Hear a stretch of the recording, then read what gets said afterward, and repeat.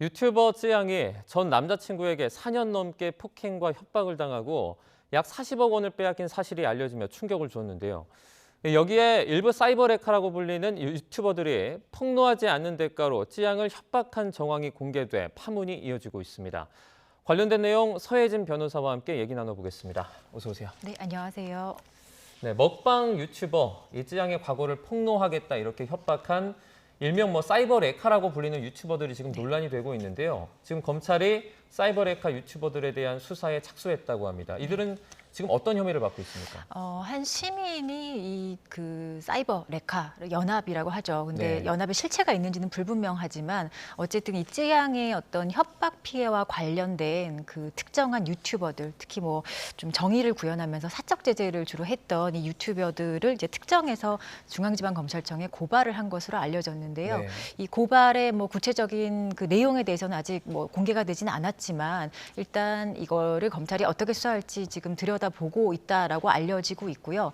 또 주로 문제되는 아마 죄명은 협박 또는 이제 공갈의 혐의를 받고 있지 않는 것인가라고 추측을 해볼 수 있습니다. 네. 예. 지금 한 유튜브 채널에서 이 사이버 레카 유튜버들이 과거에 쯔양을 협박하기 위해서 정황을 남겨져 있는 녹취를 공개했는데요. 한번 듣고 오도록 하겠습니다.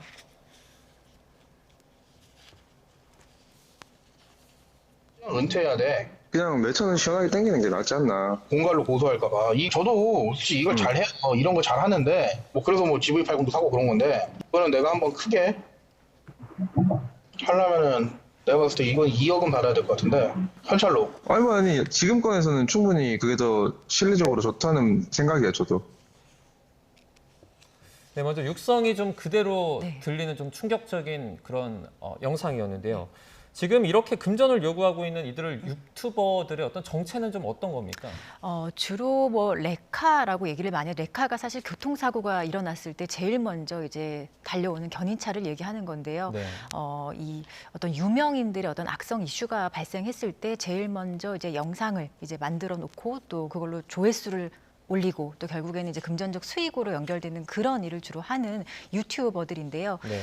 이들의 어떤 그 녹취에 의해서 이게 공개된 대화 내용에 의하면 사실은 저 내용을 어떤 찌양의 어떤 과거를 가지고 그거를 어떤 경위로든지 획득을 하고 그걸 가지고 이제 찌양을 협박하고 또는 찌양의 소속사에게 어떤 금전적인 대가를 이제 주고받는 것을 좀 거래를 암시하는 그런 모의를 하는 걸로 좀 보여져요. 네. 근데 지금 일단 이 녹취가 공개된 저 구제역이나 전국진 또는 카라큘라 같은 경우에는 네. 일단 우리는 돈을 받은 적이 없다라고 얘기를 하고요. 떳떳하다 이런 식으로 서로 좀 이 혐의에 대해서는 적극적으로 부인하는 그런 상황에 있습니다. 네. 지금 이 사이버 레카들끼리도 서로 충돌하면서 진실 공방으로 이어지는 것 같아요. 예. 그렇죠. 이들도 사실은 좀 공개되지 않은 대화 내용이 다 공개가 됐기 때문에 네. 자기가 몰랐던 사실도 사실은 그 대화 내용을 통해서 알게 되는 경우도 있고요. 또 누가 뭐를 어떻게 시작을 했는지 이런 것들도 지금 공개된 대화 내용만으로는 좀 충분치 않거든요. 네. 근데 그런 경위로 일단 나는 여기에 해당하지 않는다거나 아니면 나는 이제 관련된 혐의가 없다라는 식으로 좀 부인하고 있고 또 결국에는 이들끼리 결국엔 또 진실 공방을 계속 이어나가는 그런 아빠 향후 그런 식으로 좀 이어지지 않을까라는 생각이 듭니다. 자, 서울중앙지검 형사 3부가 이번 사건을 수사 중인 것으로 전해지고 있는데요.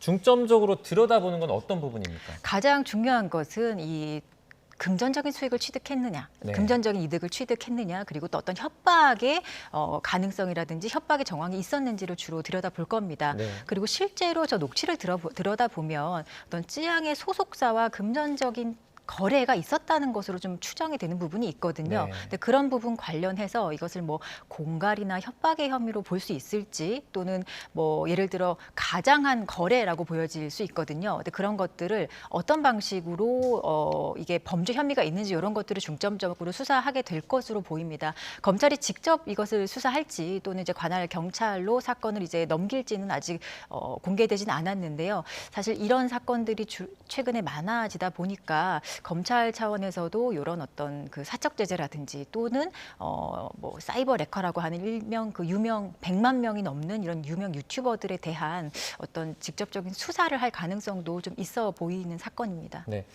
지금 이 사이버레카라고 불리는 유튜버들에 대한 수사가 좀 어렵다라는 말도 나오고 있어요. 네. 이건 왜 그렇습니까? 사실 지금 같은 사안은 특정이 됐잖아요. 어떤 사람이 지금 뭐 찌양과 관련이 있는지, 네. 뭐 찌양의 과거를 가지고 뭐 빌미를 제공해서 이 협박을 했는지 이런 것들은 좀 특정되어 있지만 사실 이들 외에는 유명한 유튜버들 외에는 익명성을 가지고 누군지 모르는 방식으로 유튜브를 하는 경우도 많거든요. 누군지 모른다는 건 뭐 가면을 쓴다든지 그렇죠. 이런 가면을 겁니까? 쓴다거나 아니면 내가 직접 드러나지 않는 방식으로 영상을 만들어 또 게시하는 사람들도 많아요. 네. 근데 그런 사람 관련해서는 일단 그 사람이 누군지 다른 방식으로 확인이 안 된다면 수사기관은 공식적인 절차를 통해서 그 가해자나 피의자를 특정을 네. 해야 되는데 그 특정하는 절차가 일단 매우 어렵다는 겁니다. 그건 이 유튜브가 우리나라 서버에 기반한 그런 우리나라 기업이 아니라 미국 기업이죠. 그렇기 때문에 실제로 어떤 유튜브 코리아라든지 아니면은 뭐 미국 정부의 어떤 형사 공조의 도움을 적극적으로 받아야지만 네. 이 피의자가 누구인지 확인을 할 수 있기 때문에 사실 거기까지 가는 그 절차까지가 상당히 어렵고요.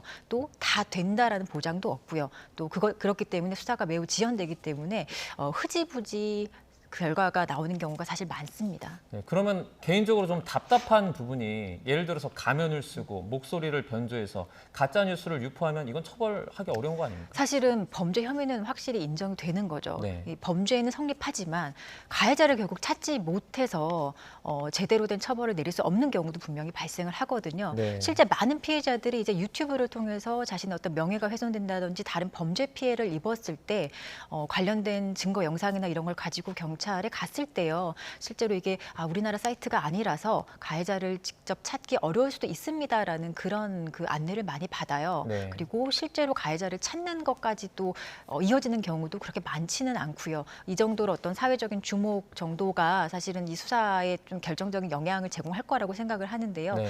이런 식으로 누구인지 피의자가 정확하게 특정되거나 또 어떤 그 혐의를 받는 사람이 누구인지 명확하게 보이는 상황이 아니라면 그 피해자 입장에서는 그 범죄 피해를 입었음에도 불구하고 가해자를 제대로 처벌할 수 없는 그런 한계에 부딪힐 수도 있습니다. 네.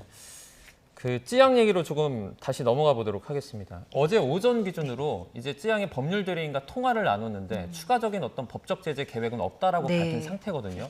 이런 상황에서 제3자가 고발을 했을 때 이 네. 수사가 이루어지는 겁니까? 아니면 어떻게 됩니까? 네, 뭐 지금 찌양이 입은 피해 같은 경우는 사실은 뭐 찌양의 고소, 피해자인 찌양의 고소가 반드시 있어야만 어떤 수사가 개시되는 그런 친고죄나 이런 사안은 아니라고 보여져요. 네. 그래서 당연히 그 범죄 피해자가 아닌 제3자가 고발을 할 수 있고요. 고발이 있어도 어떤 수사의 단서가 되기 때문에 충분히 수사가 개시될 수 있습니다. 네.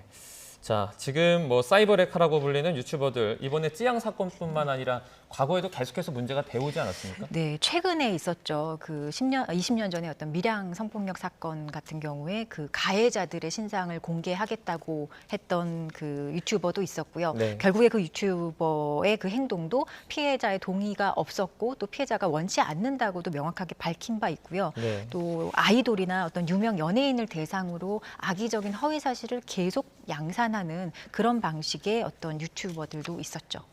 이렇게 만약에 허위 사실 계속해서 유포하게 되면 이들의 그 유튜브 채널이라고 해야 되죠. 그 채널도 삭제될 수 있지 않습니까? 네, 일부는 삭제된 케이스가 실제로 있었어요. 네. 근데 그 삭제까지 가는 거는 사실 현실적으로 매우 어려운 상황인 것 같고요. 네. 그 삭제까지 되기 위해서는 확실한 어떤 피해자 측에서의 그 법적인 어떤 그 법적으로 피해자임을 인정받은 정도의 자료가 있어야지만 유튜브 측에서는 그 삭제를 고려하는 것 같아요. 네. 진짜 유튜브 내부의 어떤 이런 삭제라든지 차단의 정책이 어떤 것인지에 대해서는 명확하게 밝혀지고 공개된 사실이 없거든요. 네. 그래서 이런 사안이 있을 때 뭐 무조건 선제적으로 삭제를 한다든지 영상을 차단한다든지 이런 것들은 좀 유튜브 본사 또는 유튜브 코리아 차원에서도 이제는 좀 자정적으로 좀 자정을 위해서라도 좀 고민할 필요가 있을 것 같습니다. 네. 다시 찌양 얘기를 좀 해보자면 지난 4년간 전 남자친구에게 이제 폭행과 협박을 당하고 금전적인 갈취 40억 원도 뺏겼다 이렇게 주장을 했습니다. 그런데 과거에 있었던 방송들을 좀 돌이켜보면 실제로 멍이 든 이런 부분을 확인할 수가 있어요. 네, 뭐 멍이 든 채로 이제 방송을 했던 경우도 있었고 네. 또 멍이 든 자국을 좀 가리기 위해서 뭐 밴드를 붙이고 방송을 했던 경우도 있더라고요. 그래서 뭐 그때는 사람들이 잘 몰랐지만 네. 사실 이제 찌양의 고백을 통해 돌이켜 보니 아 저런 것들이 어떤 폭력 피해로 인해서 입은 상처였구나라는 것을 사람들이 많이 알게 되고 또 거기에 대해서 이제 찌양이 다 모든 것을 얘기했기 때문에 이제 뭐 찌양이 좀 힘들었던 과거 이런 거에 대해서 많은 사람들이 좀 지지를 해주고 있는 그런 상황인 걸로 보입니다. 네. 지금 찌양이 당시 상황을 언급하기도 했는데요. 이 찌양의 얘기를 더 듣고 자세한 얘기 나눠보도록 하겠습니다. 얼굴은 티난다고 몸을 때린다거나 이제 막 잘못 몇 번 얼굴 맞아서 그대로 방송을 한 적도 있고 한데 그래서 제가 처음 방송할 때 이제 벌었던 돈은 전부 가져갔어요. 네, 이제 찌양의 법률 대리를 맡은 변호사들은 당시에 가스라이팅을 당해서 아무것도 할 수 없는 상황이었다 이렇게 밝히기도 했습니다. 네. 이제 일종의 교제 폭력이지 않습니까? 네. 교제 폭력 같은 경우에 보복이 좀 두려워서 신고를 못하게 되는 경우가 많은 겁니다.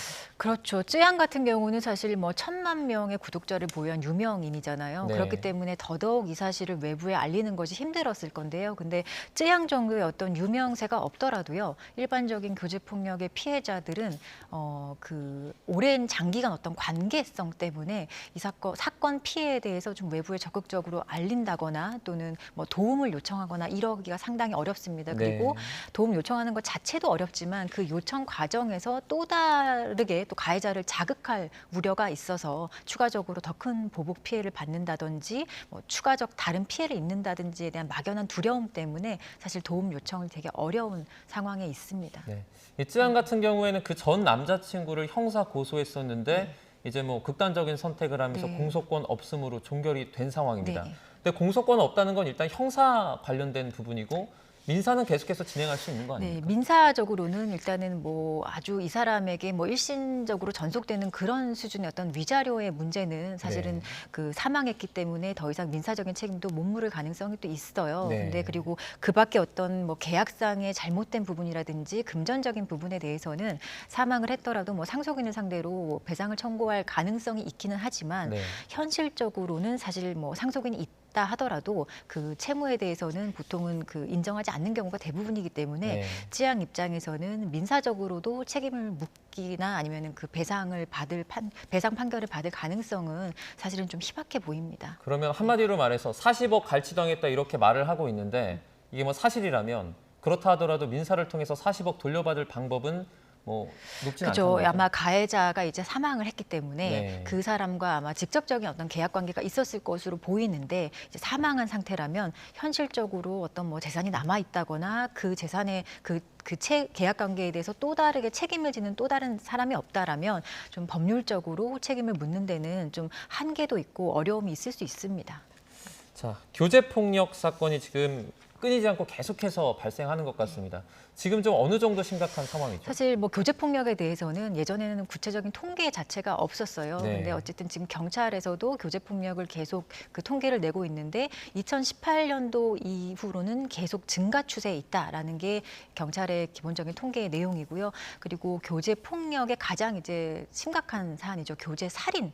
이 어느 정도인가 봤더니 네. 이것도 그냥 그 한국 여성의 전화라는 어떤 피해자 지원 단체인데 그 지원 단체에서 보면 여성이 당한 사건은 138건, 그러니까 138명의 여성이 이제 사망을 했고요. 네. 그리고 또 살인 미수였던 피해자는 311명이다. 그래서 이게 그 구체적인 언론 보도라든지 내부의 상담 자료를 기반으로 해서 만든 통계거든요. 근데 실제로는 저기에 집계되지 않는 더 많은 수의 피해자들이 있을 가능성이 큽니다. 근데 사실은 이게 얼마나 심각한 상황인지 우리가 제대로 직시할 수 없는 이유가 교제 폭력이나 교제 살인 이런 것들에 대해서 어떤 정부가 공식적인 통계를 낸 적이 한 번도 없습니다. 네. 어느 정도의 어떤 피해자가 1년에 사망하고 있는지 그리고 왜 사망했는지에 대한 구체적인 통계가 없기 때문에 사실 얼마나 심각한 상황인지 객관적인 자료로 확인하는데도 좀 한계가 있습니다. 그 법률적으로 그 교제폭력 가해자에 대한 처벌이 조금 미흡하다, 약하다라는 지적도 있는 것 같아요. 네, 교제폭력을 뭐 처벌 못하는 건 아니에요. 교제폭력의 어떤 개별적인 행위가 범죄 어디에 성립하느냐에 따라 다 다르게 처벌이 되거든요. 네. 뭐 폭력이면 폭행죄, 뭐 협박이면 협박죄 이런 식으로 처벌이 되는데 문제는 이 폭력 정도로 이제 입건이 된다 하면 폭행죄 같은 경우는 이제 반의사 불벌죄예요. 네. 근데 대부분 이런 피해자나 가해자 관계가 오랫동안 뭐 사귀었고 교제했고 친밀한 관계에 있었다고 하면 피해자가 어떤 가해자의 어떤 그 반성이나 이런 것과 상관없이 그 관계성에서 오는 여러 가지 심리적인 이유로 결국에는 처벌 불원의 의사를 밝히는 경우가 많거든요. 그렇다면 결국에는 뭐 반의사 불벌죄 같은 경우는 이런 식으로 처벌망을 피해가는 경우도 있고요. 또 반의사 불벌죄가 아니라고 하더라도요. 결국에는 피해자가 이런 식으로 뭐 지치거나 아니면은 뭐 보복이 두렵거나 이런 방식으로 처벌을 원하지 않는다는 의사를 수사기관이나 법원에 밝히게 되기 때문에 결국 가해자들의 처벌이 제대로 이루어지지 않고 있는 것이 현실입니다. 네. 이런 식이 계속 반복되다 보니까 실제로 이제 가해자들도 이제 교제 폭력이나 뭐 이런 정도의 사건은 뭐 손쉽게 빠져나갈 수 있구나 또는 그렇게 강력하게 처벌되지 않는구나라는 것을 이미 학습을 한 상태고요. 네. 또 피해자들 같은 경우는 사실 이런 과정에서 충분히 형사적으로 피해자로 보호를 받아야 되는데 다른 범죄 피해와 사실 똑같은 방식으로 피해자를 바라보기 때문에 좀 피해자의 어떤 보호 조치 같은 것도 미흡하기 때문에 이런 부분에 있어서는 사실 이 교제폭력 피해자들이 현실적으로 좀 형사 절차 속에서는 매우 어려운 처지에 있는 게 현실입니다. 네. 이제 말씀을 듣다 보니까 해외에서는 또 어떻게 대응하고 있는지 이것도 궁금하기도 하고요. 자, 법적인 보완책이 좀 필요할 것 같은데 네. 어떤 것들이 있을까요? 지금 뭐 국회에서도 교제폭력과 관련된 법률안이 이제 나오고 있긴 한데요. 일단 제일 먼저 교제폭력을 어떻게 정의하는지에 대해서 우리 사회가 조금 더 논의를 해야 될 것 같아요. 그러니까 네. 정의를 하고 어떤 사건에 어떻게 처벌하는지도 중요하지만 가장 먼저 우리가 고민을 해봐야 될 것은 지금 피해자 보호에 계속 실패하고 있거든요. 계속 사망하는 피해자가 발생하고 어떤 공권력의 도움을 요청하지 못하는 피해자가 발생을 하는데 그런 피해자를 좀 선제적으로 우리가 보호해 줄 수 있는 방안 이런 것들을 더 입법에 담아야 합니다. 왜냐하면 사실 스토킹이라든지 그 정도 상황이 아니라면 피해자들이 선제적으로 어떤 뭐 보호 조치를 받기가 상당히 어렵거든요. 근데 사실상 스토킹 피해에 준하여 좀 피해자들도 적극적으로 보호 조치를 받을 수 있는 방식으로 이 형사 절차 좀 변해야 될 필요가 있습니다. 네. 이와 같은 교제 폭력에서 가장 좀 우선할 건 피해자의 의사가 아닐까 좀 생각을 해보고요. 그 다음에 뭐 정의 구현이나 공익 등 이렇게 순서가 좀 정해져 있어야 될 것 같습니다. 자, 유명 유튜버 찌양을 협박했다는 의혹을 받는 그 유튜버들 검찰 조사 결과도 저희가 지켜보도록 하겠습니다. 서혜진 변호사와 함께했습니다. 고맙습니다. 네.